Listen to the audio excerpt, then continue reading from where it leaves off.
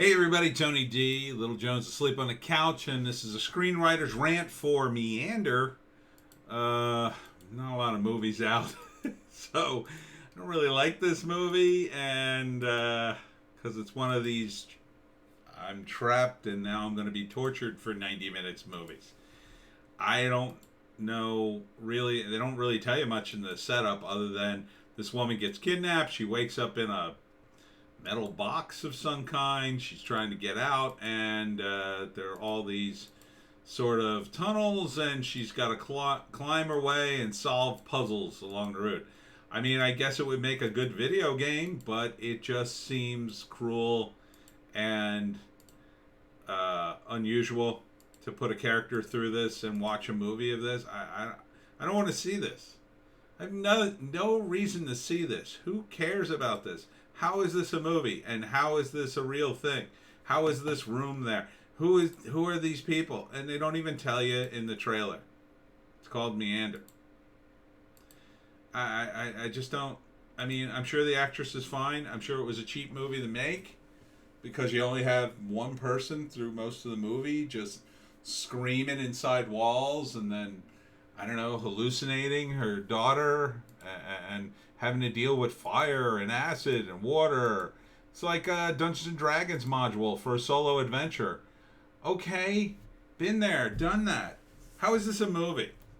How is this going to change me? How is this going to change? How is the character going to change? And why do we need all this? It feels so contrived. It's been done a million times. It's Saw. It's another version of Saw. It's not as bloody, granted. And look, maybe it's good, but this trailer ain't doing it any favors. There's almost no dialogue, and other than the traps, it just features the traps. It's not clever, in my view. This kind of stuff isn't clever. You can make up what you want, okay? I've done this stuff. I've done it for decades. You know, I wrote Dungeons and Dragons modules, and I would write puzzles for the characters to solve.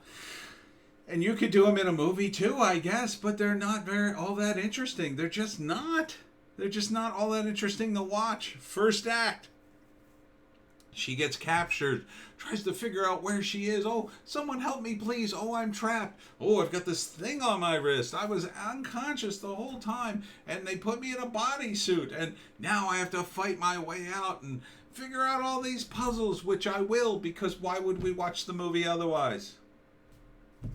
Second act, puzzle after puzzle, horrible things happen, she screams, people die, or she does horrible things to herself in order to survive, and it's all very clever, and she just beats the time, and then at the end she confronts her attacker, and it's, I mean, really?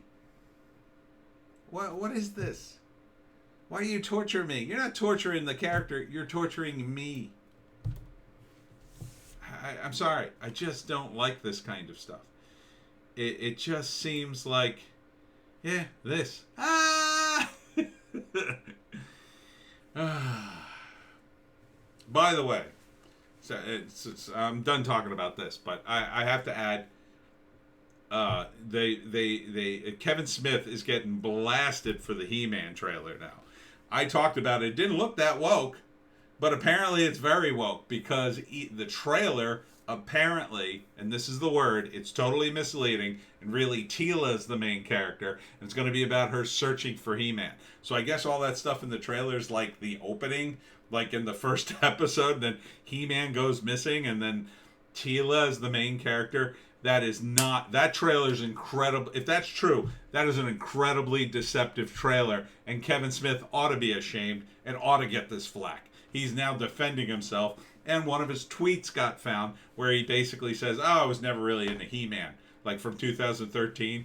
And then, another Entertainment Weekly interview had him quoted as saying something like, oh, I'm a He-Man super fan. I think between that and this, which one would I watch? Oh, God.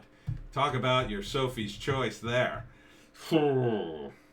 I guess I'd watch the He-Man one only because it's probably shorter. Yeah. That's Hollywood today. Check my other videos out on BitChute and Rumble if you want to see Little Joan. She's in the first one, the Hollywood Hot Take. I think she's in the beginning of the second one too. Hollywood Hot Take. A big hot take today.